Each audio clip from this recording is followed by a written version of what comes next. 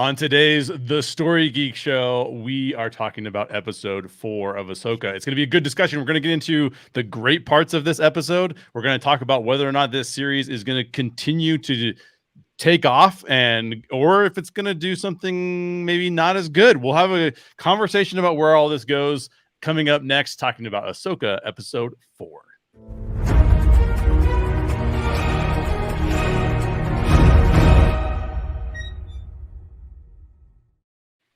My name is Jay Shear. You can find me on Twitter at Jay Shear. And I have a cool group of panelists with me today, as we always do. We always have a cool group of panelists. But Bryant Dillon from Fanbase Press is here. How you doing, Bryant? Doing great. Thank you for having me. Oh, yeah. It's always a pleasure to have Bryant, because I can guarantee you, of all the other podcasts that exist in the world, the Fanbase Press podcast, I feel like, is the most similar to the Story Geeks in terms of trying to dig deeper, trying to understand what's going on. So it's always a pleasure to have Bryant with us. Thanks for joining us. Of course, we have Citrus in the Force. Yeah, exactly. We're a dyad in the Force. I love that, actually. we should cross-advertise that way.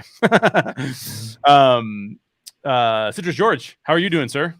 I'm doing good. Glad to be back on Story Geeks and talking Star Wars and Ahsoka and all that good jazz.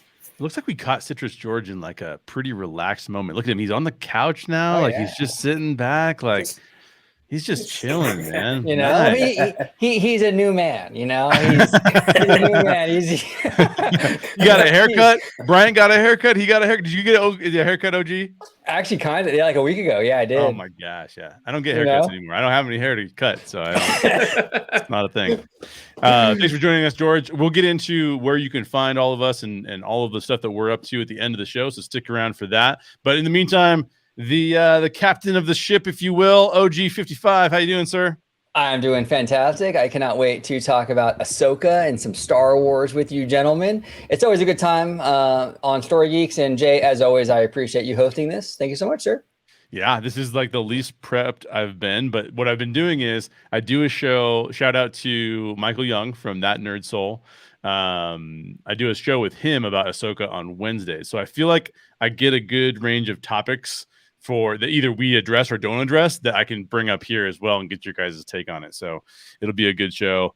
And I hope that everybody listening will be able to put their feedback in the comments down below, and we'll address those later on. And if you ever have a topic that you want us to discuss, by the way, go ahead and leave those in the comments and I'll bring it up on the next show coming up. So we should have a really good time today. It's a really fun episode of television to talk about. So I think it'll be a lot of good things. I do have one negative thing that I want to bring up and get your takes on, but for the most part, I love this show. In fact, I'll start us out. I want to go around the horn, and as I do this all the time, I like getting a scale of 1 to 10 because I can compare it to other things that you've rated before, and I can go, oh, okay, they like this even better than Mando season 1 or whatever. So I'll let you know up front.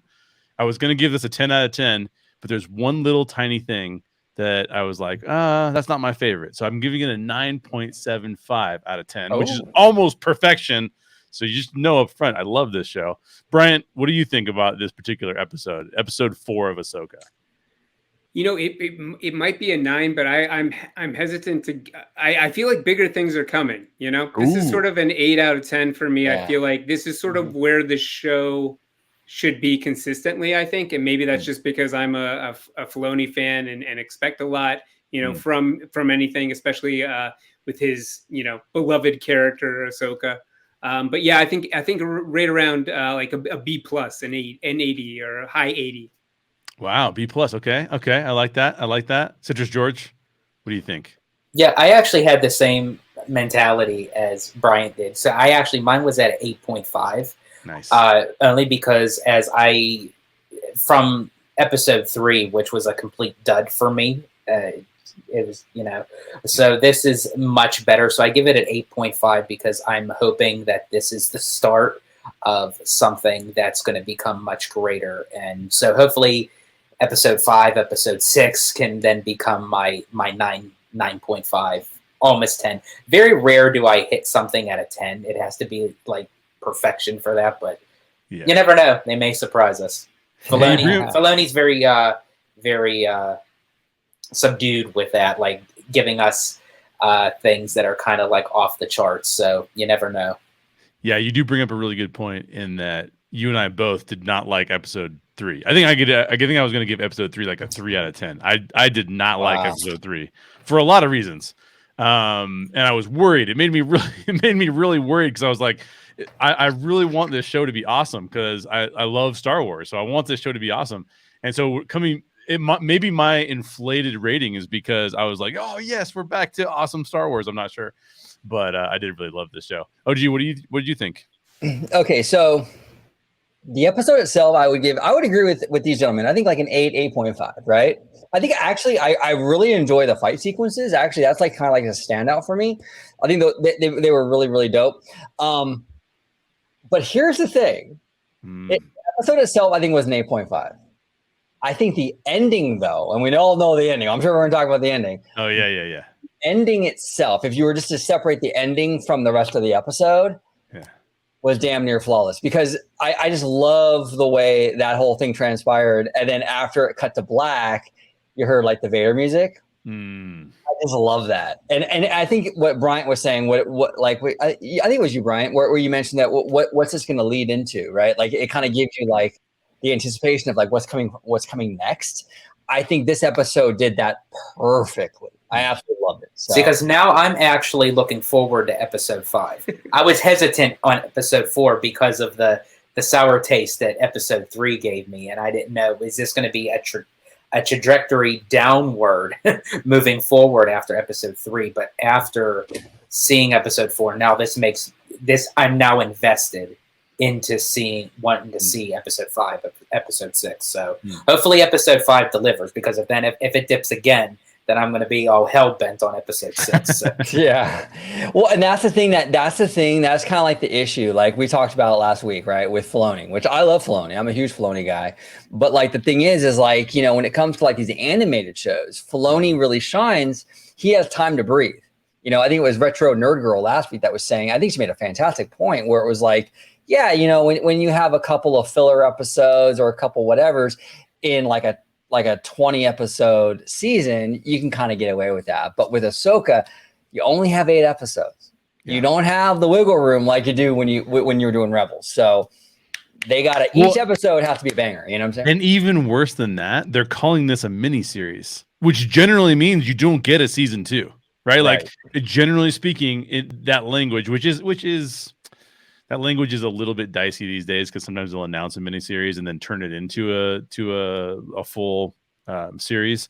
But yeah, it does make you think like, wow, we got to get this show on the road because we only got 8 episodes. It's interesting because if you look, I think between the lines, I think you're spot on, Jay, because I would be surprised if there's another season. It seems like they're gearing everything up to launch this into the cinematic realm. They want to take Filoni and these characters from The Mandalorian, from Book of Boba Fett, from Ahsoka, and put them back in the theaters and make them, you know, I don't know how many films they really want to do, but they at least want that one that they have announced, you know, and it seems like they're going to use this series. This series has a lot of complexity to it because it's not just like, oh, hey, here's Ahsoka, you know her, or hey, here's a new character, follow her along. It essentially has to satisfy people who have been with this character for years and also introduce this character to an entirely different audience and hopefully build a stable, you know, chapter in the cinematic universe for Star Wars. I mean, it'll be interesting if, you know, I hope it doesn't fall apart. I don't see it falling apart, but it's risky in some ways because I really do think they want people to follow these characters back into the theater. And I think that's a smart move as far as starting it out in a mini series on Disney Plus and then moving it into the theaters, because right now theaters are taking a hit as far as like how many butts that they can get in the seat. And right now with the pattern of Lucasfilm not doing so hot with the films that they choose, I think it's a safe bet that if they start something as a mini series to kind of feel the waters to see how people approach this and how much they like it, and if it's gold on Disney Plus, then they can green light it for the theaters, because then they'll know they can make some buco bucks on that film. It is a really risky choice in one regard, because if the show doesn't perform the way we all hope it performs, then you could actually say, well, do we need to cancel that movie that we announced that was going to be in theaters? So, because I think that right now, everybody on this panel, I know some friends that might say no to this, but everybody on this panel would say there's a new Star Wars movie in theaters. We're all there opening weekend, probably, right? Yeah. If this series does poorly, if we get another couple series that don't do all that well, who knows? Maybe one of us might be like, maybe I'm not showing up. I didn't really like those episodes, so I'm not going to go to the thing that comes up next. It'll be interesting to see how that shakes out. Well, Jay, when you said a new Star Wars movie in theaters, I got a little turned on.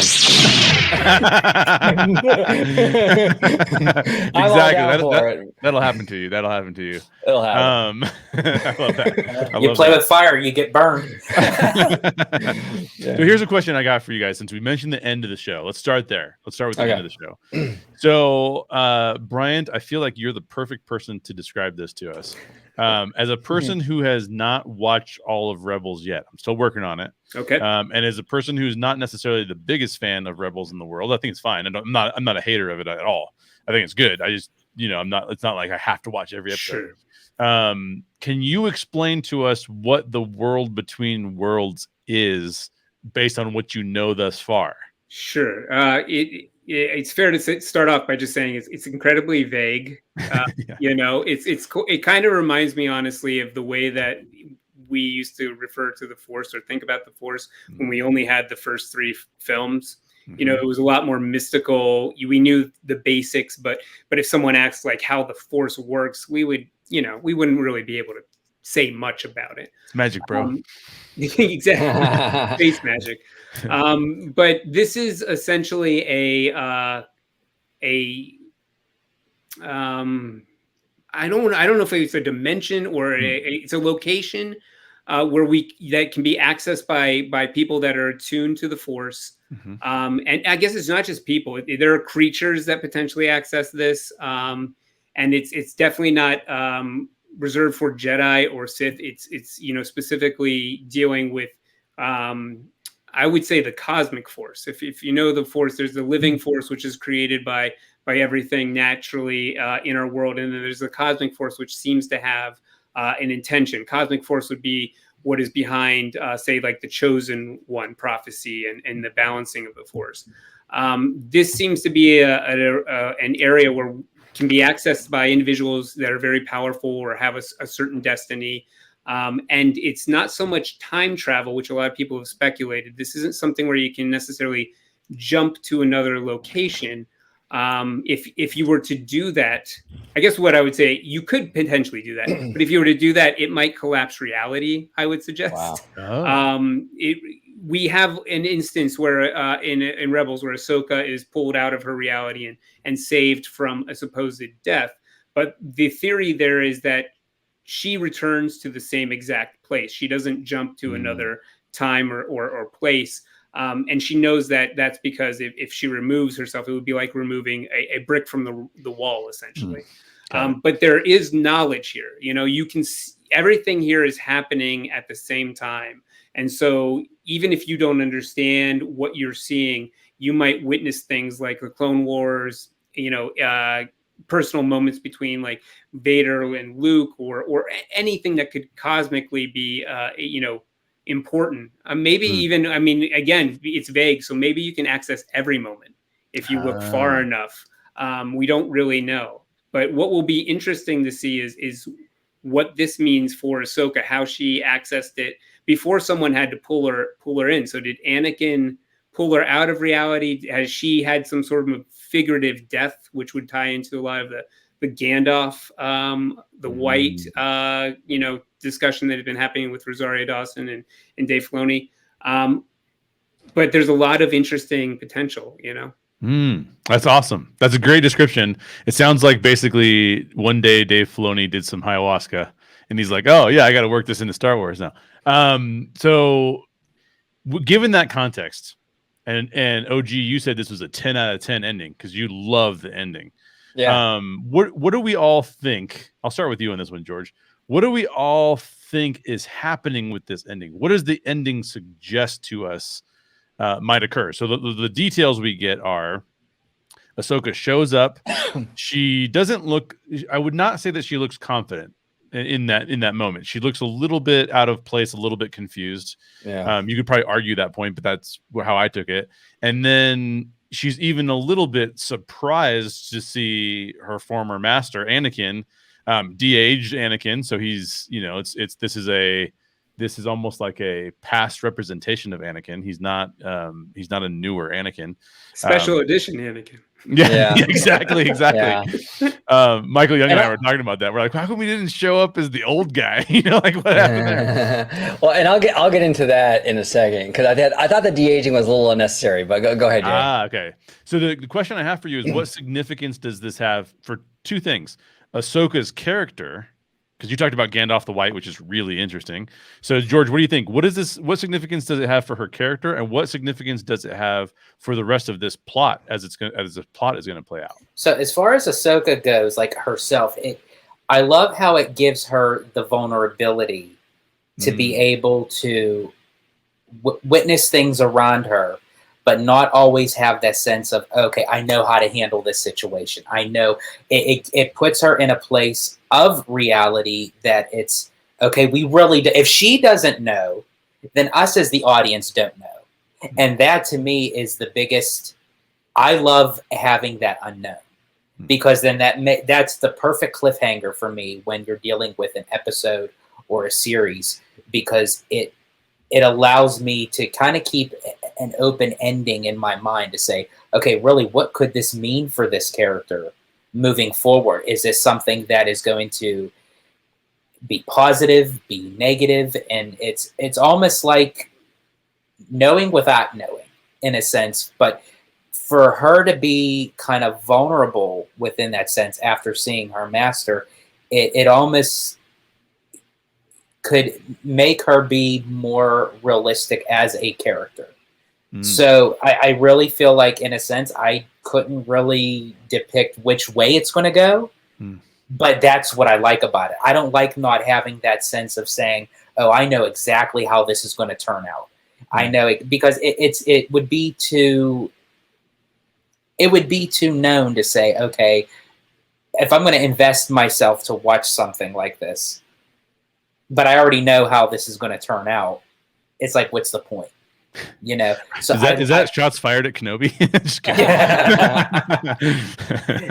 And then as far as like the overall assumption of like how Anakin comes back in that sense, Marvel did this perfectly, where they kind of kept things open-ended, where anything in the Marvel Cinematic Universe can happen.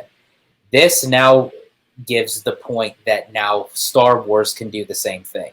And I know we're not really talking about the parks, but in the sense with Galaxy's Edge, that was a nail in the coffin for them, because it was only, okay, it has to be this time frame during this time and all that. Where now with Ahsoka and how things are kind of starting to open up in different realms, so to speak, now they can kind of play off of that, where it would make sense in the Star Wars universe that literally anything can happen at any given time for any of these characters.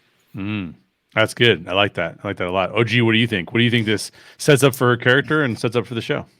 Well, I think it adds layers to her, because I mean, this has got to be like like an incredible shock to her to turn around and see Anakin Skywalker. That's absolutely crazy.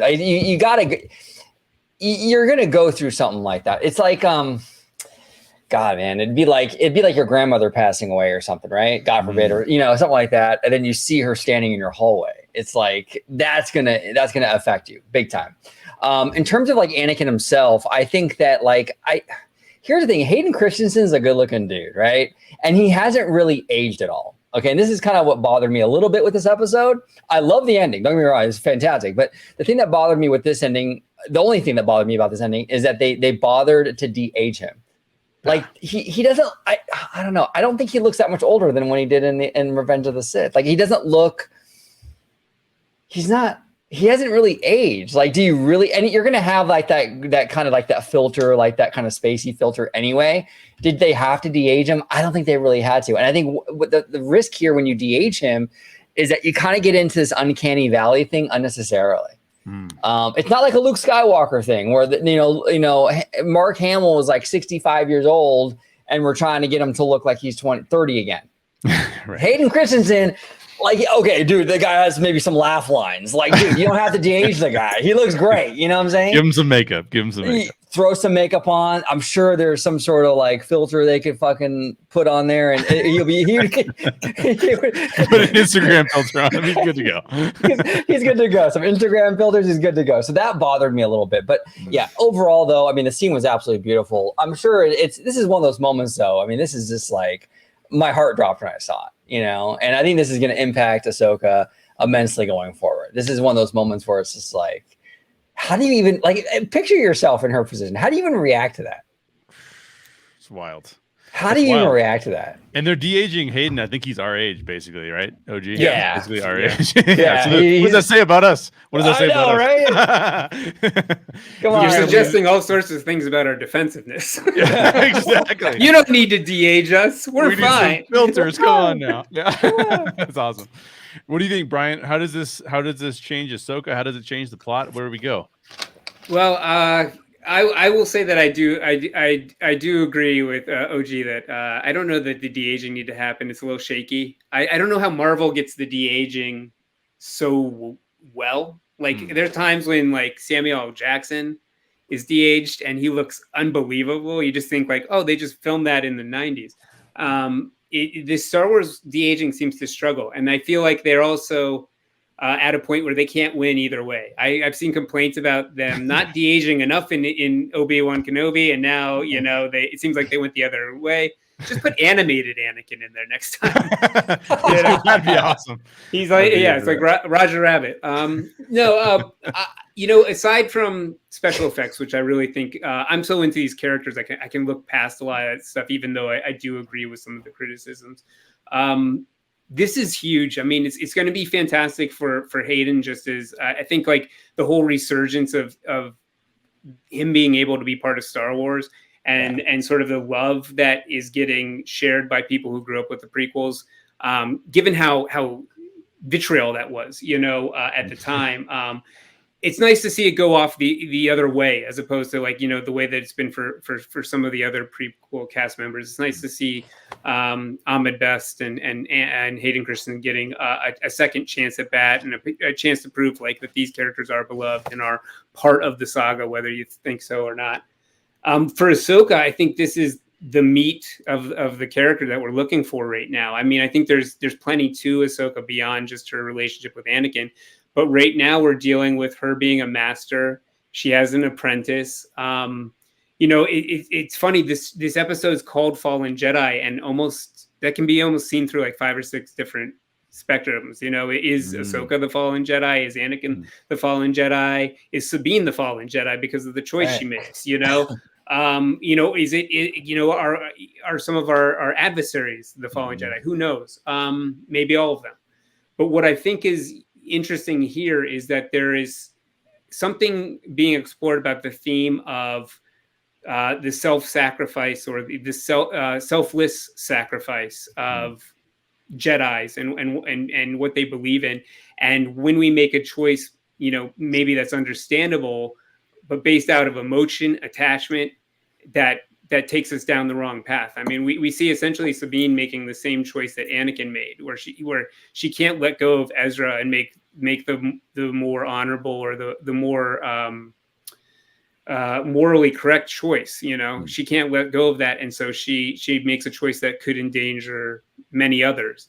And I think for Ahsoka, she's both going to be put in a position where she's dealing with a Padawan or an apprentice who is very similar to Anakin in certain senses, but she also has to deal with her own attachment and guilt to the idea that she could have saved him. I think we saw that with Obi-Wan Kenobi a little bit. Kenobi was crushed by this idea that he destroyed Anakin. He was the cause of everything, and he almost couldn't come back from it. And Anakin, for whatever reason, I think one of the more interesting parts about this series is that he lets Kenobi go. Whether it's out of sympathy or salt in the wound, to say like you didn't do this. You have nothing to do with me. I did it myself. And I think Ahsoka's still dealing with that. She's still thinking like if I had stayed, if I hadn't left him, maybe things would have been different. And I think that's going to have to be resolved in the next couple episodes in some manner. Last thing I'll add is I'm just again excited about what's to come, because I mean they're screening this next episode in theaters with fan events. Yeah. And I've heard a lot of rumors. I don't know if this is true. A lot of rumors that we're going to see a alternative episode 3 potentially, like some twist on those events. Really? So that would be really interesting as well. But who knows? These rumors come out of nowhere and then sometimes don't pay off. So and it shows the confidence that Lucasfilm has in it to put it in theaters like that. I mean, they must really believe in it. So that's good. That's good. Maybe they'll just pull a Last Jedi moment when they start off episode 4, where Anakin's holding a lightsaber, looks at it, and then just whoop. I will say that we've seen both Lucasfilm and Marvel, both under the Disney umbrella, make mistakes about putting things in theaters too. I mean, they should have never run Indy 5 through which film? Oh, the Cannes Film Festival. The Cannes Film, but they should have never done that. And then the Marvel put the Inhumans in theaters for the first couple episodes, and that did not bode well for them. So hopefully we're on better ground than this in this particular situation. I think Bryant, all the three of you guys had brilliant things to say. That was a really cool breakdown of Ahsoka's character and where she's been. The thing I like about The World Between Worlds, which again, this is the first time I'm actually seeing it. I've heard about it a bunch, but it's the first time I'm actually seeing it. The thing I like about it is I think what Filoni is doing is he's doing something that George Lucas did that I always found fascinating. And that was that he always had a character experience a metaphysical force-related vision of what they could become or what they could have to deal with in the future. Thinking of like Luke in the cave where he chops off Vader's head and then there's his face. Yeah, this used to freak me out as a kid, by the way. Like, it's not that scary, but for some reason it freaked me out.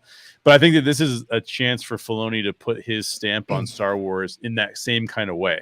In this case, it's not the character confronting themselves, but the character, as you were saying, Bryant, the character confronting one of their previous decisions that has impacted not only their life, but the life of people in the galaxy.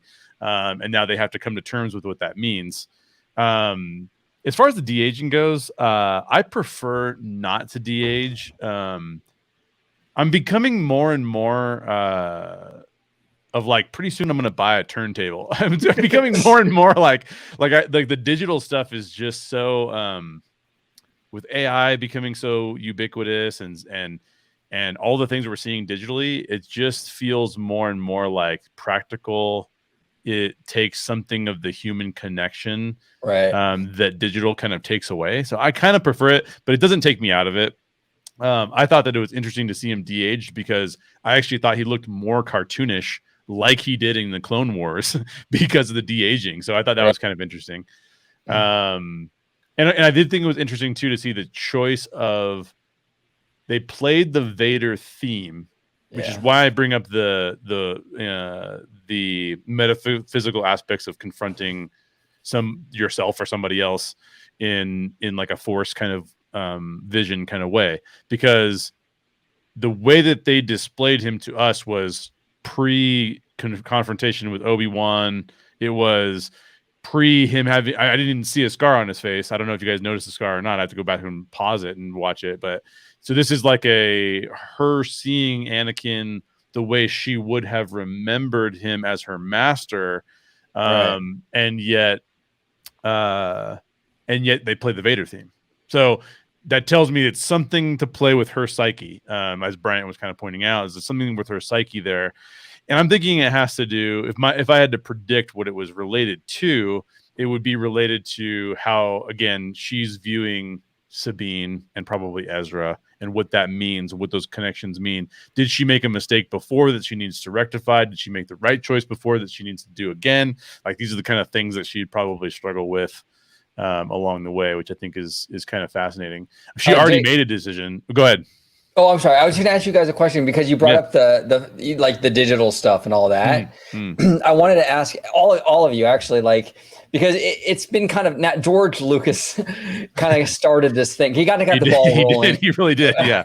He started with the special editions, going in there like after the fact and sort of tinkering with something that already existed, right? Because most time, like a lot of like, I can't even think of any other example, to be honest with you. Like, no other studio really does that with their movies. Like, Disney goes in there with like Snow White and they'll clean it up.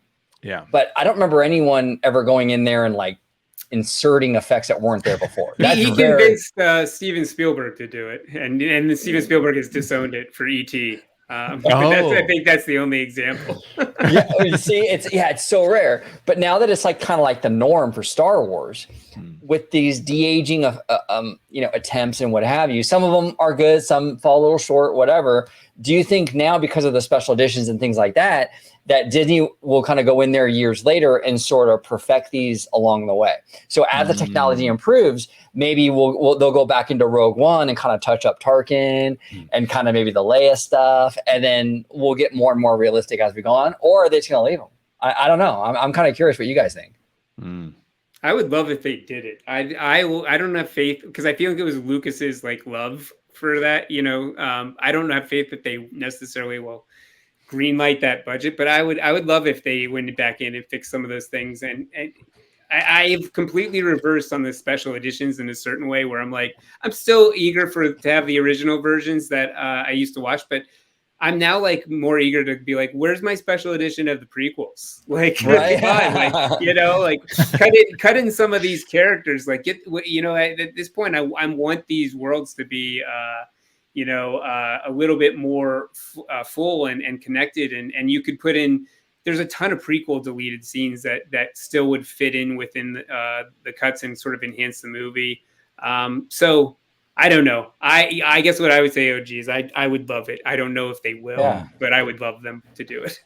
Yeah, I would too. I mean, why not? If you have technology that's better and you can make the movie look better, make even the show like Mando, like you can go in there with the Luke Skywalker stuff, with the I think it was in season 2, the finale.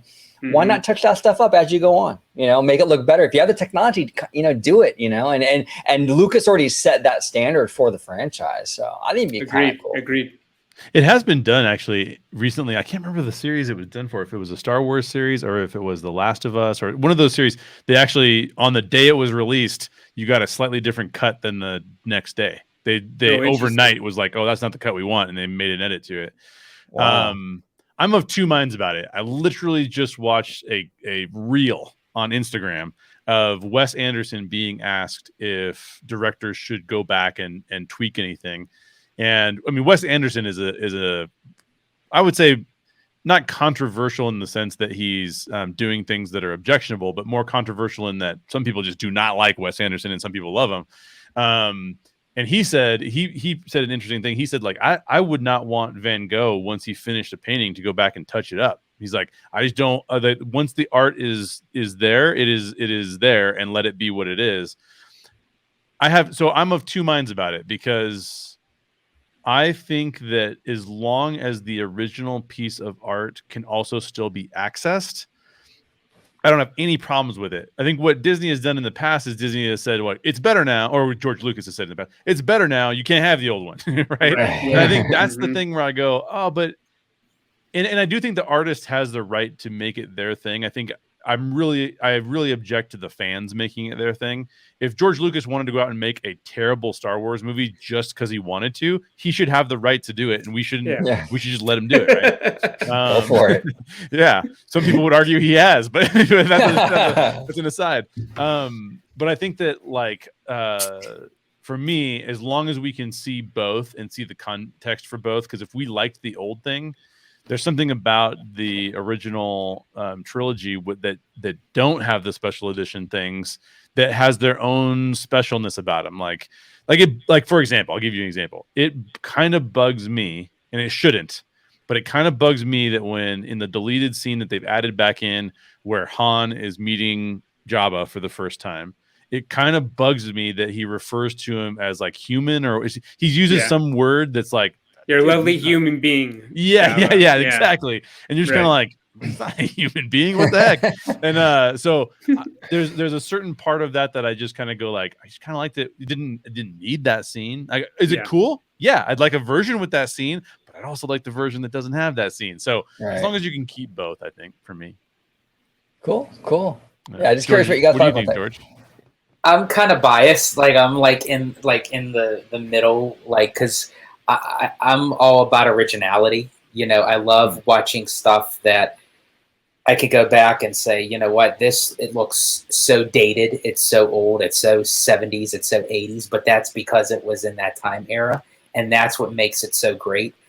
I'm a big fan of, like, especially with Star Wars, like when they use like the puppetry in a lot of the aliens and the creatures, and then when you see the newer version, you kind of just see like the computerized CGI versions of them, and it's like it's okay, but I'm kind of used to the puppetry. But I think if the technology would work in a certain manner, if it works, then I'd say I'm with you, Jay. I think as long as I can have both, and if they want to kind of fiddle with it and add stuff or take stuff out, at least do it with good taste. You know, don't take something that you think is worse and then make it completely junk. Yeah. It's an interesting question, OG, because a lot of times the people who did that, they had in their mind what their original vision was that they were unable to accomplish. And so then you kind of sit there and you kind of think to yourself like, oh, okay, is that good or bad? Right? Like on the one hand, it's good because the original vision was like what we wanted to see from the person. On the other hand, the struggle is sort of, there's something about the struggle of creation that it has its own sort of romantic notion to it. So that like, well, what did you come up with instead of that thing that was in your head that, you know? And I think that's the real question there is, which one do you prefer? I want to talk about the one thing that I didn't like and see what you guys think about this. So I mentioned this to that nerd soul the other day too. Sabine's choice. What did you think about Sabine's choice and the way that scene was executed? OG, I'll start with you on that one. Did you not hear me? Can you guys hear me? Yeah, I can hear you. Okay. Oh, OG had to vanish. Bryant, what did you think? What did you think about her choice and how that went? Oh, he's been pulled into the world between worlds. Yes. You know what? I did not have too many issues with it. I guess what I was surprised with was a little bit how I was surprised because I didn't see it coming, but then I also, as it was happening, I was like, how can it go any other way?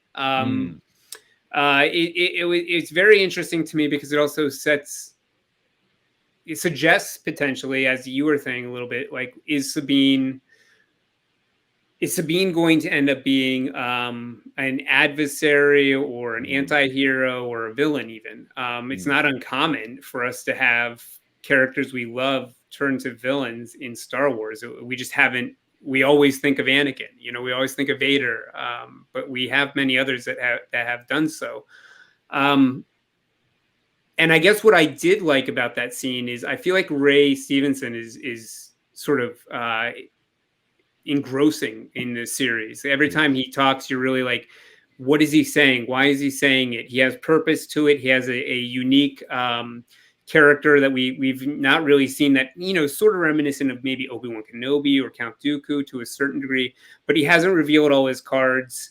But he's very intriguing in all of his responses. And so what I did like is the idea of him being able to talk, to essentially use his ability to sort of see pieces of what she was feeling, what she's thinking and kind of use that to his advantage to pull her towards a certain choice. I found that interesting, but I'm sure you're going to share some things with us that you found less satisfactory.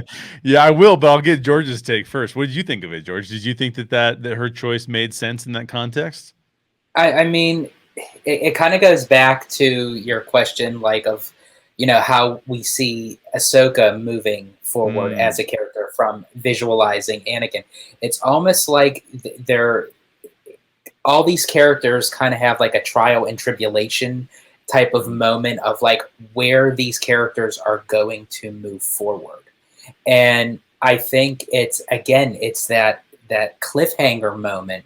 And it's almost like we have to interpret ourselves before like the next episode moves forward to say, is this something that, again, is she going to, work along with the ways of Ahsoka, or is she going to turn herself to the path of how Anakin was? And it's all these uncertainty questions that is, and I feel like it's in a position right now where I prefer it that way. As to the last thing with Ahsoka, I love, because since this is a mini series and they have to fill everything in with 8 episodes, so to speak. I love how the character arc is progressing, but there is a lot of tension and a lot of back and forth within themselves to try to figure out which path do I take. So I feel like, in a sense of her decision, I feel like it was the appropriate one at the time, because it's the knowing of not knowing until we progress forward with the series. Nice. Yeah, I think that's really interesting. So I'll tell you why I'm a little bit negative about it. I read an article that compared Sabine's choice to Indiana Jones' choice when the Nazis have both Marion and the Ark of the Covenant, and they're going through the valley, and Indiana Jones is standing up on top of the valley, and he says, "I'm going to blow up the Ark unless you let Marion go." And the article compared the choice to Indy's choice, and I felt like that was a poor comparison. And I felt like it was a poor comparison because in that moment, Indiana Jones says, "I'm going to blow up the Ark." And this is the way that the writer took it. The writer took that as like, Indy really does have a choice there, and but what he really wants to do is see what's in the Ark, and so therefore he chooses not to blow up the Ark. I don't see that scene playing out that way at all. I see it playing as he realizes, yeah, I can blow up the Ark, but they're probably going to kill Marion anyways. And then who says I lived this either? So it was not so much a choice between, in other words, they put Indiana Jones in a place where he's having his bravado, which always gets the best of him, and then realizing very quickly, nah, I don't really have a choice here. These are all bad choices, right? I don't think Sabine quite had a bad choice, because Sabine still could have taken the map and destroyed the map and made it so that nobody could bring Tarkin back. And she knew that Ahsoka wanted her to do that if the case were to come about that she wasn't put in that position. So that means that Sabine had to want something else even more than bringing Tarkin, or I think I'm saying Tarkin, I mean Thrawn. Bringing Thrawn back, bring Tarkin back too, why not? He's there too. They're all there. That'd be perfect. Instead of bringing Thrawn back, I thought that set us up for the question of why does Sabine so badly want to bring Ezra back? Now, I'm not saying that the show hasn't done some foreshadowing to say that she really wants to bring Ezra back, because the show has done that. But when I talked about it with Michael Young, what we both kind of came to the conclusion of is it doesn't feel to us. He's watched Rebels all the way through. I have not. So that is a different dynamic. But we both felt that there's never been such a strong connection of the Rebels crew being considered family, the way that they're talking about them being family in this series, that it made sense that she would be so clingy toward Ezra and not clingy towards Hera, let's say. And both of us said, the kind of clinginess that she's sort of embodying is more what you would assume you'd see from a romantic character, a character who's romantically involved, than it would be from a character who's like, I don't care, I really care about family. Not that you couldn't get there, but it doesn't feel like they're there. I think that's the problem. And so both of us were like, oh, it's a weird choice. It doesn't seem like the choice should be. It didn't seem like the story gave us enough time, especially only seeing Ezra one time in one message, to give us the whole picture of like why she's so clingy to him, whether it's romantic or whether it's familial. And therefore it just felt like a kind of like, oh, you're going to choose that? That's kind of surprising that you would choose that almost. And so that's the part. Again, I'm only giving it a quarter point off. It's not like I'm like, that ruined the show. Like, it didn't ruin the show. But that's the only thing that I had with it. I'd like to see them build more of that in so that I can understand her choice better. Because I don't think I understand it yet. I can agree with that, I guess, to some degree. I see it slightly different, but I think like I have seen Rebels, I've seen Clone Wars. I've lived with these characters, and I think that really does affect it. There's even debate in the fan community of like, are Ezra and Sabine romantic? Because Ezra seemed to have romantic feelings, but they were never really. It was also a brother-sister relationship, and obviously we know brother and sisters kiss in Star Wars. Who knows? It's not a problem. It's not a barrier. So I guess what I would offer, Jay, is that I don't disagree that I think that they should have maybe been able to devote a little more time to building these relationships for new audiences. I actually think in some ways I don't understand. I think it was a mistake to not bring Sabine into Mandalorian season 3 and use the end, the whole Mandalorian unification as a way to introduce the character a little bit. Yep. But I will say that the series Ahsoka has shown us like she was willing to steal the map, from Ahsoka because she's got this need to help Ezra. And I think that it's a comparison that is more akin to not the Indy situation. I agree with you. I don't think that applies, but like the Luke situation. It's obviously more important for Luke to stay and complete his training and not endanger himself and the hope for the rebellion. But at the same time, who is he going to be if he leaves his friends to fight alone? And I think that is what I would argue here is maybe we'll have more revealed about how Sabine feels about Ezra and why she made that choice. But I think it has less to do with I love Ezra so much or Ezra's my family, but the idea of, can I throw away an opportunity to potentially rescue this person that I haven't been able to rescue? Like, I don't think she has it in her to do that, even if she knows that's the right choice. Kind of similar to like one thing I found fascinating lately is the idea that Obi-Wan Kenobi can't kill Anakin. Like he's given multiple choices. We can debate why he does it, but he does not. Even like when he shows up in A New Hope, he's like, well, I'm going to check out instead of you know, but then he's completely comfortable being like, hey, Luke, you know what you got to do? Kill your dad.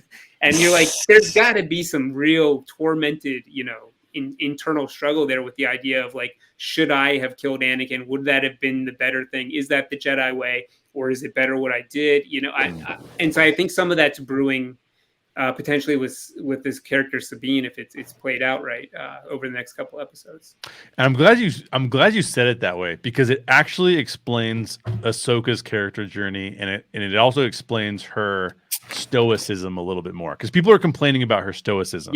She doesn't seem like she's the character. Well, one of the things that has been interesting about Star Wars, and I'm going to use the term gray Jedi, and everyone's going to get crazy about gray Jedi. I realize there's no such thing as a gray Jedi. I'm saying somebody that's not Sith and somebody that's not a Jedi, that's in the middle ground. I think what's interesting about that is that you could see a character becoming, well, none of this matters because it's okay if there's the dark and it's okay if there's the light, and I just have to be kind of zen about it all and not worry about it. You could see someone like that becoming very stoic. I can't control these things, so I just let these things happen. But the fact that she's meeting Anakin, and the fact that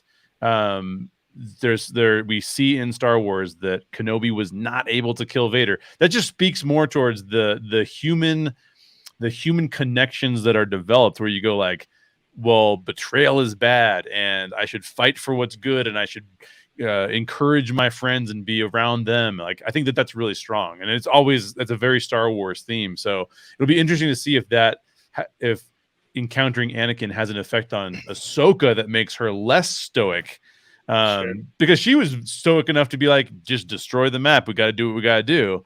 And I think maybe one of the things that you're suggesting and the show's suggesting is that there needs to be that dynamic of her saying, no, we do these things because we have friends. We don't prevent Thrawn from coming back because it's just bad for society. We prevent Thrawn from coming back because we want to save our friends and protect our friends. So I have to go protect my friend, even if it means Thrawn coming back, because the friends are the most important thing we have. It'll be interesting to see. OG, you're back. Yeah, sorry about that. Bryant said you vanished to the world between worlds, and we all thought that was probably true. So I did. I got pulled out by Ahsoka, and I'm back now. She pulled me out. Who did you see when you were in the world between worlds? I saw this human named Jabba the Hutt. Yeah, that's perfect. The least expected thing. Go ahead. What are you gonna say? Okay, so in regard to this decision, I think there's going to be a lot more to this than meets the eye. I think Filoni's kind of playing with our mind quite a bit here, because a lot of people on social media are kind of like, they don't really seem too happy about it. I don't know. I've seen, at least in my circle, I've seen a lot of complaints about this decision by Sabine, whatever. I think it's going to be. I don't know. I think Sabine's crafty. I think she's crafty. I think there's something else to this that we don't know yet. And then later on they'll explain it and it'll all make sense, because it just seems a little weird. Like, it feels weird, like this kind of like I think you mentioned it when I was coming back on. I think it was you, Jay, where the connection with her and Ezra doesn't really feel like it doesn't match, right? You know what I'm saying? Like, so I feel like the action is sort of, it just doesn't make a whole lot of sense. So I feel like there's something else to it that's going to come down the pipe that's going to make it make sense, is what I'm saying. I'm telling you, it's those cliffhangers. Yeah, exactly. But that's how I feel about it. I think there's more than meets the eye here. I don't think it's just merely what's being given to us at face value. Yeah, that makes sense. One of the things that Michael Young and I talked about, so I'm not going to go into a lot of detail here, but one of the things we talked about was George Lucas, in almost all of his films, the one I have not ever seen, I have not seen THX 1138, and so I don't know if it's present there, but George Lucas has a lot of romance in a lot of his films. It's always a little awkward. It's never perfect. There's always some things that people complain about it, but he always tries to include it. We haven't seen a lot of that from Disney. We saw kind of, J.J. Abrams hinted at it being Rey and Finn, and then that didn't go anywhere. And then he brought it back, but with Rey Lo, right, with Kylo Ren and Rey. But we don't see a lot of it. You don't see it. We totally missed it in Mando. There were several indications that there could be romantic ties between him and Bo-Katan, him and the farmer lady on that remote planet. That was,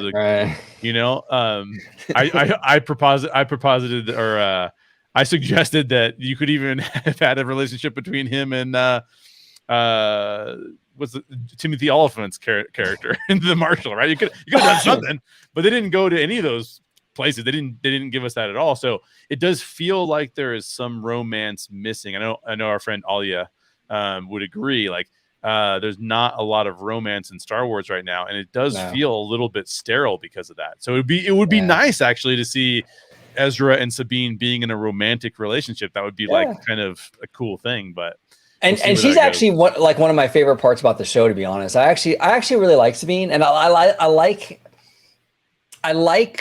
the actress who plays her. I think she's doing a phenomenal job. And just in this show, I think she's absolutely crushing it. I think she's one of my favorite characters.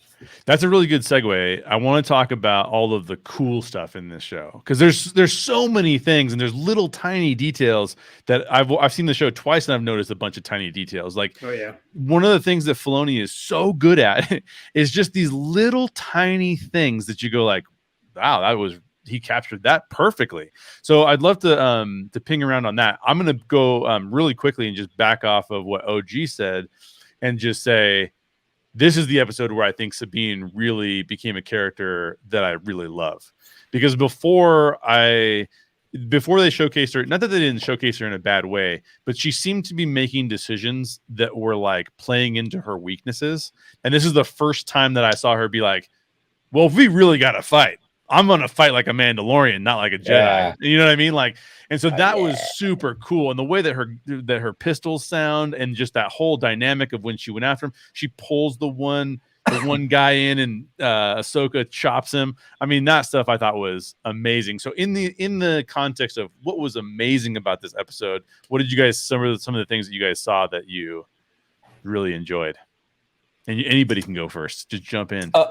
I love the lightsaber battles in that forest. I think that was just visually incredible. I think the pacing of that fight was incredible. One of the things with the prequels, with the lightsaber battles, and now they're like a meme and they're great. We love them, right? Yeah. But like back then, it felt like there was no weight to them. It just felt like they were just flying around, and it felt like there were like no stakes at all in regards to any of these fights. This one felt really grounded. It felt like the original trilogy, these lightsaber battles, and I thought they were well choreographed. I mean, I thought they were beautiful. Absolutely beautiful. Those fights and the Anakin thing at the end are my favorite elements of this episode by far. But I think they were gorgeously shot. Well done scenes. Fight scenes. That's by far my favorite part. I'm going to pick up on that in a minute, but I want to get George's take. What did you love about this episode, George? Actually, I have to go off of the fight sequence, because a lot of times, especially in the films, they're a hit or miss, and it's like, or there's not enough fight sequences, and then when you do get the one, it's like at the very end, and it lasts for 5 minutes, and you're like, oh man, I sat through 2.5 hours for that. It's like, really? So, but I mean, it definitely picked up the pace of how well that it has transpired throughout time, within the films and the series and what have you with the fight sequences, because that's kind of where I got attached to the Mandalorian, so to speak, was the battle sequences, where it was just like, okay, this is what I love about Star Wars. This is what the films kind of lacked, and this is where I'm hoping, progressing forward with the series, it continues that way. And it kind of dipped for me with the Book of Boba Fett, and of course Obi-Wan Kenobi, or just Kenobi, or whatever it's called anymore. I don't really care. But but with Ahsoka, it definitely picked back up in that pace where it was like, okay, these fight sequences got me intrigued. And again, if this is what it's like at the beginning of the series, I can't wait to see what slam banger of a finale we'll have. Absolutely. And I think fans are responding well for the most part to Ahsoka. Like, there's criticisms, and there's always going to be criticisms with anything. But as far as Star Wars fans go, I mean, we all know how fickle Star Wars fans are, I think this show is getting a pretty decent reception. I mean, I see criticisms for sure. It's not perfect. I mean, there's always going to be the grifters who are going to get on YouTube and say everything sucks. Okay, I don't even pay attention. I don't even pay attention to that stuff. You know what I'm saying? They're going to hate everything. But like the actual fans, they seem to actually they're taking a liking to the show. They really are. It's probably one of the more, next to The Mandalorian, I think this is one of the more positive receptions I've seen from Star Wars show. Yeah. And it feels like it's coming from the people who, I mean, like you said, we even have friends who are I just don't like Star Wars now. And that's the truth. Fine. Like the truth is you don't like Star Wars anymore. That's okay. You can not like Star Wars. That's totally fine. But yeah, it does seem like everybody is, even the people who were like, Andor is too HBO for me. You know what I mean? Like even those fans are like being reeled back in and be like, okay, cool. Give me a lightsaber battle. That's what I really wanted to see. Right. So yeah, they don't want Shakespeare. They want just laser swords, and that's totally fine. But yeah, I agree with you. This is pulling in a lot of people. Bryant, what are some of the things that you saw in this episode that you just loved? You know, I've with all the episodes, I've just been really loving the visuals. I think that it feels a little more cinematic. I feel like they put a little bit more. I don't know if they put more money into it, but it feels like that. You know, it seems like they spent a lot of money on a lot of these series. But Obi-Wan Kenobi at times specifically felt a little small, and some of those lightsaber battles I can go with. They were trying to depict a certain kind of like cutoff or disillusionment in that character, regarding how he was and how he would be by the end of the series. Ahsoka's a whole different, bag. I mean, she's been trained by some of the best. She was there during the prequel eras, so she has some of those skills, and they haven't really atrophied.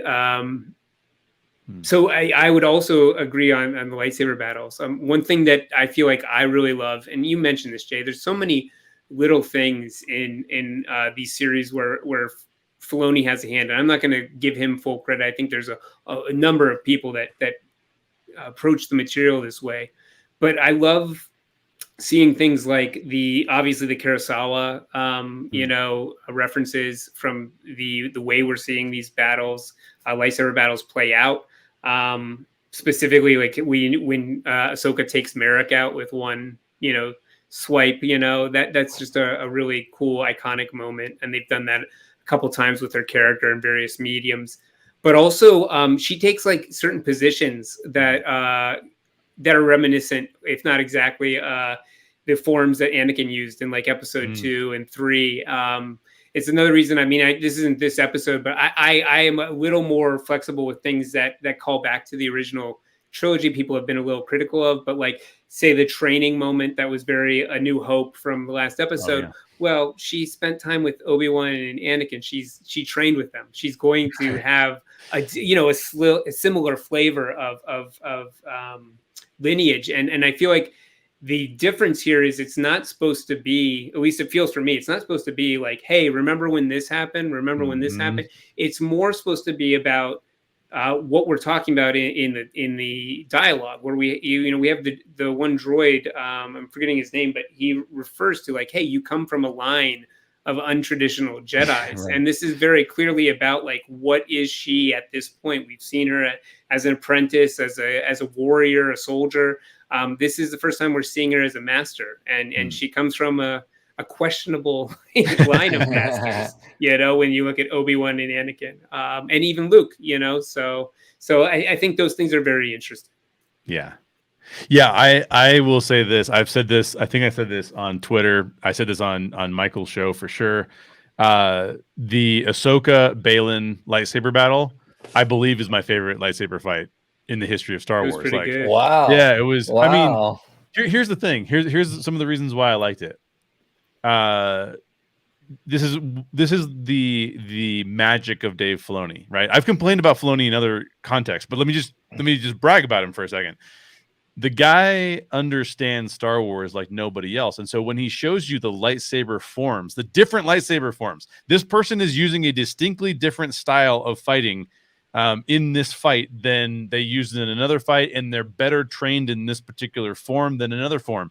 That's a Star Wars lore type of thing that we don't normally see necessarily. And if you ask Favreau, he probably doesn't know that exists, to be honest, but Filoni knows it and he incorporates it. And so I think that seeing the different styles was just super cool. And then every little tiny detail. When first of all, I love the lighting, because they're lighting up the dowels now. And so her face, when she lights the white lightsaber, the light on her face is amazing. And it shows off the intricate makeup that she's wearing too, which is phenomenal. But there's these little things. She lights up her saber as a saber has a very distinct sound to it. He lights up his saber as a very old school Star Wars sound to it, because he's coming from a different generation of Jedi, right? He has a very Darth Vader-like style. He uses the Force.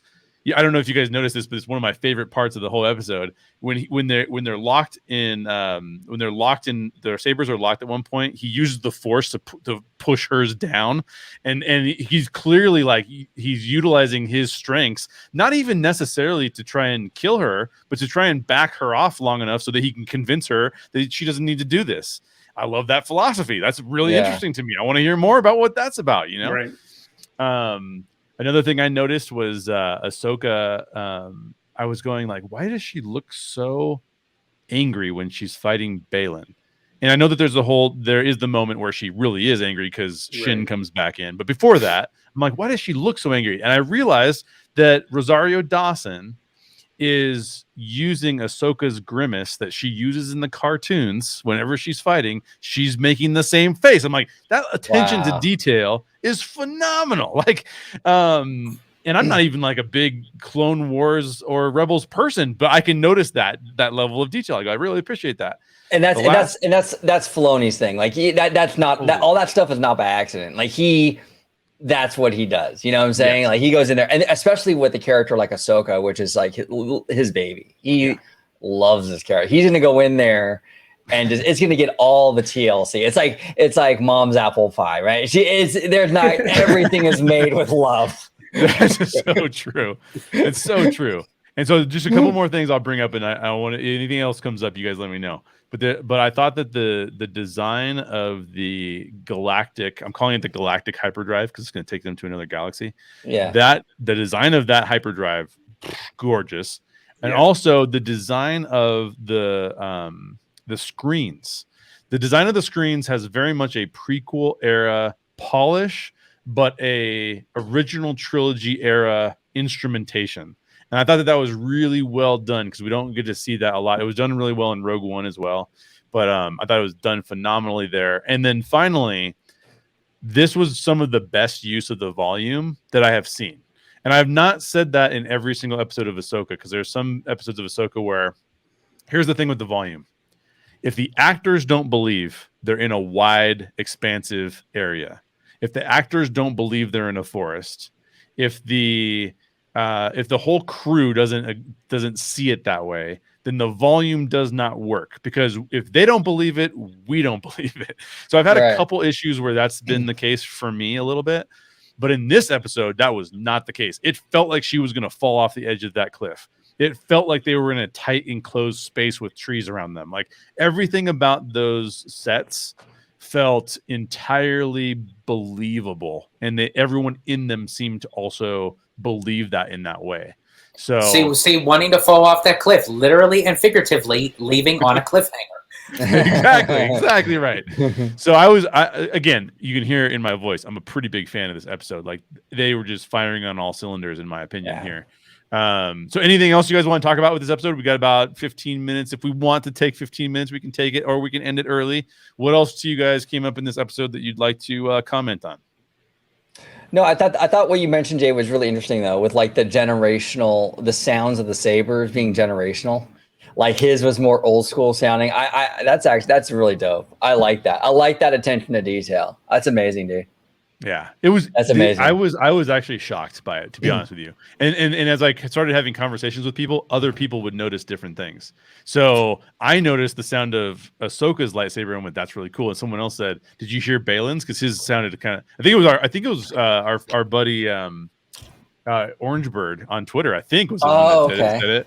It could have been Showcase, but anyway, somebody said that, and I was like, I gotta go back and see that, and amazing, right? So. Pretty cool stuff. But what else did you guys see, or what else did you struggle with, or what are you looking forward to in episode 5? Is anybody here going to go to the theater to see episode 5? Oh, that's a good one. What about you, Bryant? What do you think, buddy? You're gonna go? I would love to be there. I would love to be there. They're having a lot of cool fan events, but I do feel that I gotta do some things to be in solidarity with the striking, actors and writers, and I feel like.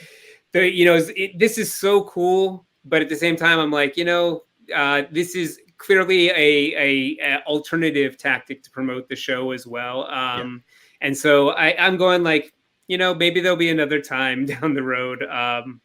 But boy, do I want to be there? Oh yeah, I would love to see an episode of Ahsoka on the big screen, especially given that it seems like Hayden Christensen is going to be a big part of this.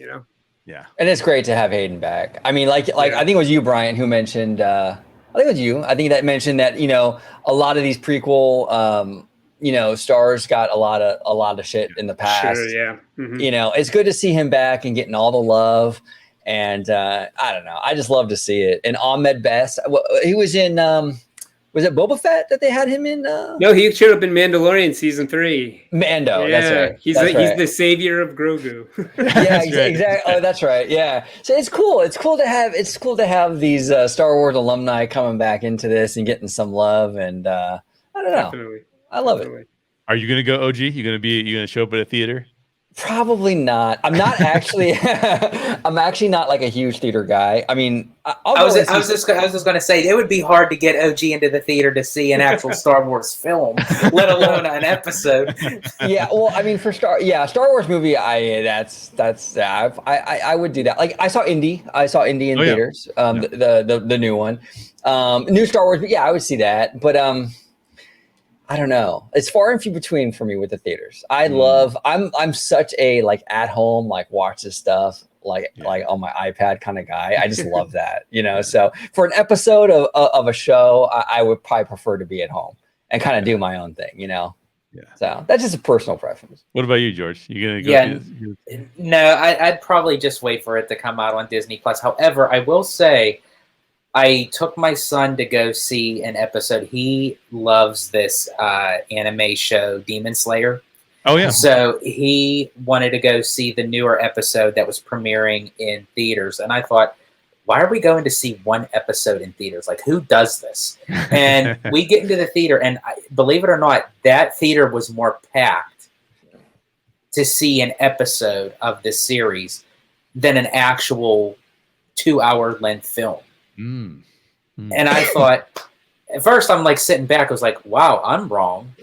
And I'm thinking, and then the second thought is like, what are they all smoking? Okay, it's like, but there is an audience for this sort of thing where it's like, if you kind of hold back and you give them a sneak peek of what is to come, if they're vulnerable to it, and after investing so many episodes on the streaming service, people go, and I actually have a bigger appreciation for companies that are willing to try to, release episodes into the theaters, because it does give you a sense of an urge to then want to watch more. Right. And I feel like that's where people kind of pull their guard down when they go to a theater. Okay. No, you're absolutely right. And it's actually funny. George's son, how old is your son now? 14, 15? 13, sorry. His son is a massive Star Wars fan, and not just like a Star Wars fan. Like he's like a Filoni, like dives into like all the mythology and stuff. We had him on the show actually like a couple of years ago for Boba Fett, right, George? Boba Fett. Yeah, he came on for Boba Fett. We should get him on for Story Geeks, man. This kid, I mean, he knows his stuff too. Like he's pretty funny, and he talks because he's watched the Clone Wars Rebels like multiple times. Like he literally found time in his day to watch these series like multiple times, and he will literally go through the whole entire lore and everything. And I'm just sitting there like, what the fuck are you talking about? Like, I don't Yeah, he's great. Yeah. And he picks on his dad too, which is funny. Oh, he does. He makes fun of me all the time where it's like, no, Dad, that's not how it goes. This is because of this, and Ezra did this, so it has to. So, I mean, yeah, he would actually enjoy talking Story Geeks, to be honest. That's awesome. We'll have him on then. That sounds amazing. Yeah. It would be interesting to see how Disney fares then with releasing this in theaters, because I don't plan to see it in theaters either. I am like I'm like OG. I do not prefer the theater experience most of the time. And if I had a better setup at home, over the next couple of years, I'm going to try to get a better home theater setup. I would go to the theater even less, just because the theater experience to me can be phenomenal. I loved it for Oppenheimer. I really enjoyed it for Indiana Jones this year. But it can also really irritate me because, let's just say that I showed up at the theater and a bunch of people brought lightsabers and were waving them around the whole time. That would just drive me nuts. I'm a very much of a undiagnosed but likely have some ADHD. So any kind of distractions that are going on, someone's got their phone screen or something, like I can't do that because now I'm not paying attention to the movie anymore. I'm just paying attention to whatever's going on around me. And I just don't like that. This doesn't being in my house where I can turn on the I'm old, man. I turn on the this is why they need to de-age me. I turn on the subtitles, so I can tell what they're saying. I like that kind of stuff. I'm telling you, Jay, we're like brother from another mother, man. Because I'm the same way. I turn on the subtitles at home. I watch on my iPad, and I'm the same way with the theater because it's like, most of the time, right? Most of the time when I'm at the theater, there's a lot of these little things going on around me that are like pulling me away. Yeah. So you'll have like the kid over here messing around with his phone. You'll have the baby over here crying. You'll have someone getting up 10 times to go to the bathroom. And it's just it takes me out of it, where if I'm at home alone, like just chilling in bed, watching it on my iPad, I'm more focused on it. I don't have the distractions. And then if I need to use the restroom, I can pause it, come back, and I don't miss anything. It's just, for me, it's a preferred experience. Now I still go to the theater. Like I said, I saw Indy 5, I saw Maverick. I've seen a few of the blockbusters recently, but I don't know, man. The home experience for me is pretty good. Yeah, I like it. Good, right? I know. Well, if you're gonna go see it, let us know about it in the comments down below. We'll go ahead and close the show out there. Fantastic show, guys. Phenomenal stuff. Always love to have you on the show, Bryant. So yes, thank you. Yeah. Tell the folks where they can find you, Fanbase Press, everything that you guys are up to. Yeah, you can find us at fanbasepress.com or look for us on any social media under Fanbase Press. In addition to doing geek culture stuff like this discussion, we also are a comic book publisher. We've got a superhero title out right now called Ripple Effects. This has been nominated for an Eisner and a Harvey Award this year, so definitely worth checking out. And our latest one, Four Color Heroes, is just a fantastic book about two boys that basically fall in love through the pages of a comic book. So if you like comic books or like people or love people who love comics, it's going to be for you. Awesome. But yeah, find out all at fanbasepress.com. Yeah, very cool. And I've been on the show a couple times this year. So if you want to hear me talk about some films, I talked about, I missed out on Indy 5 because I had to take my dog out of town because he can't deal with fireworks. So I missed out on Indy 5, but you can check me out on the Man of Steel podcast, which is a phenomenal conversation. Bryant and Tilly and I were on that show. I was also on earlier in the year. I was also on a show with Barbara talking about To Kill a Mockingbird, which was a fantastic conversation. So definitely, I'm a big fan of Fanbase Press and Bryant and Barbara and what they're up to. So definitely go check that stuff out. Thanks for having me on, Bryant. I always love it. Of course. We got a bunch of great episodes too. We had the Mandalorian season 3 you came on to for that one, and Memento. So yeah, definitely. You'll find Jay in the Fanbase Weekly podcast. I'm sprinkled in there. Yeah, every once in a while, just go check it out. Citrus George, you've got Citrus Corner. Anything coming up? Any new shows coming up? I saw you. By the way, I'm wearing my Detroit Tigers hat because you guys did the Hey Bricky video and he commented on it. So I'm wearing the hat as a shout out. What's coming up? Oh, go ahead, OG. And he was in the live chat too when we premiered it. Oh, nice. He was chatty and all kinds of stuff in there. I was like, wow, this is pretty cool. But we're gonna do a show with him. And Jay, you are of course welcome to join. I think it'd be a lot of fun. So definitely I'll keep you in the loop with that. Yeah, stay tuned for that one, guys. That'd be a really good show. What's coming up on Citrus Corner, George? What do you got going?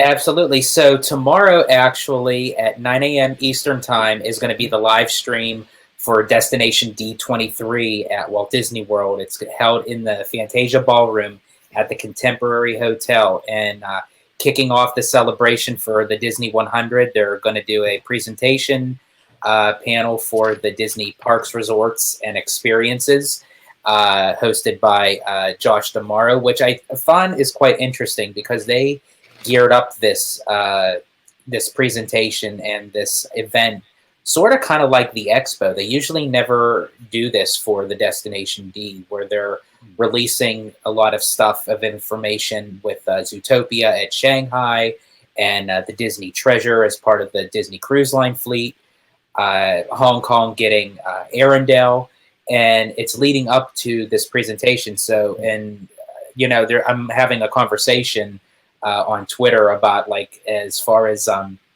Braden from Mickey Views is saying, it's almost pretty much confirmed that Zootopia is coming to Animal Kingdom, but not where a lot of people are thinking it's going to go. So we shall see tomorrow, 9 a.m. Eastern time. And so after, hopefully we get some news from Mr. Big Daddy Josh tomorrow, that we will definitely be having a Citrus Corner to talk about all the news and info that came out of the presentation. So definitely look out for that.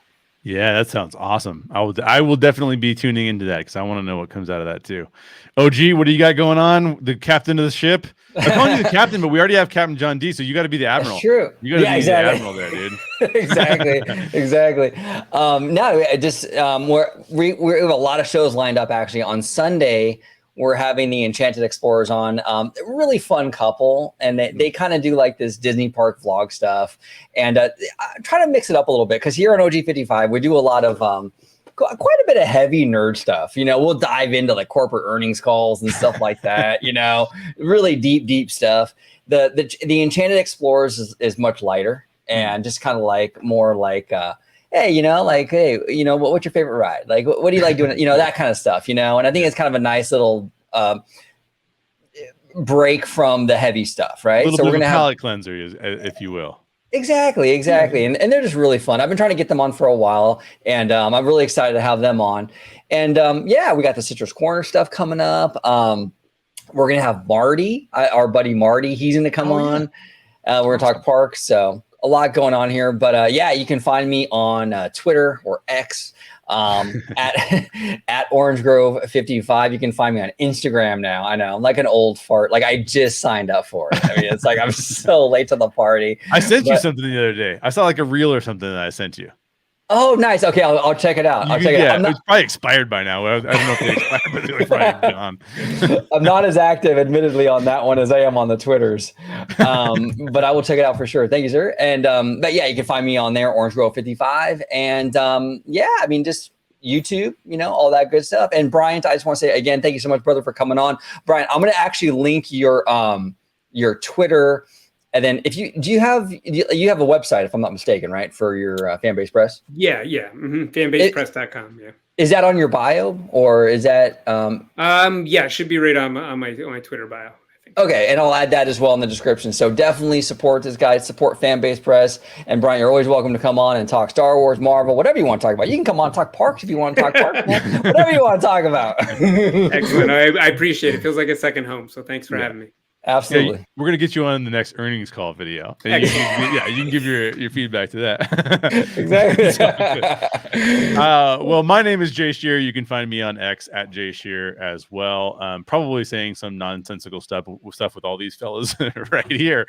But you can always check me out on the Story Geeks show here on OG55, the Orange Grove channel.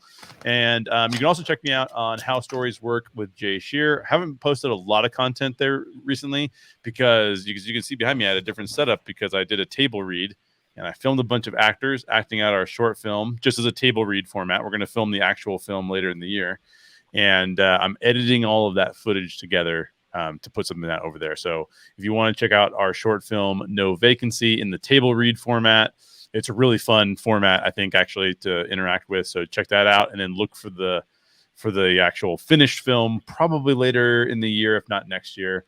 We'll come out with that.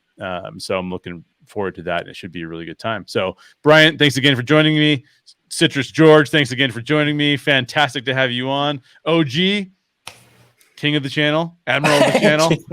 Fantastic to have you on. We will see you all on the next show talking about episode 5. If you want to see it in the theater, let us know in the comments down below. Bye, everybody.